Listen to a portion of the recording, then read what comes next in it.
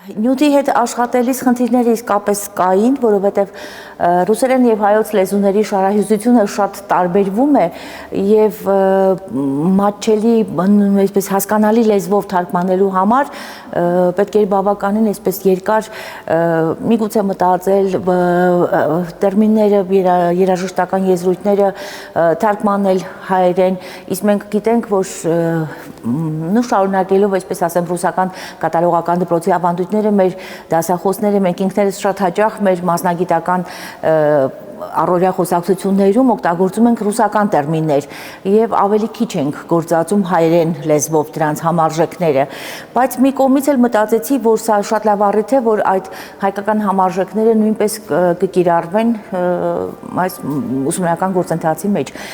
Սա էր երևի հիմնական գլխավոր դժվարությունը, որ ինչպես գտնել այդ տերմինների հայերեն թարգմանությունները։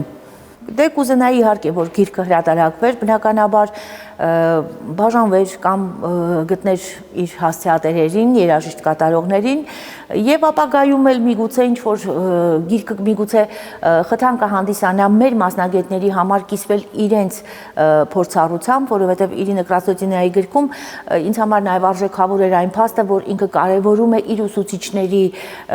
տված դասեր, իր ուսուցիչների փորձառությունը, Տատյանա Գայդամովիչ, Ալեքսանդր Բանդուրյանսկի, Սերգեյ Դարենսկի անուններ, որոնք մեզ համար իսկապես եղել են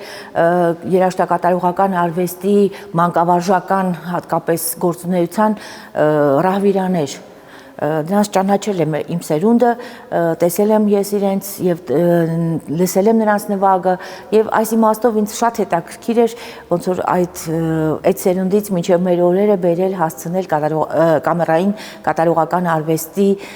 գաղտնիքները, առանձնահատկությունները։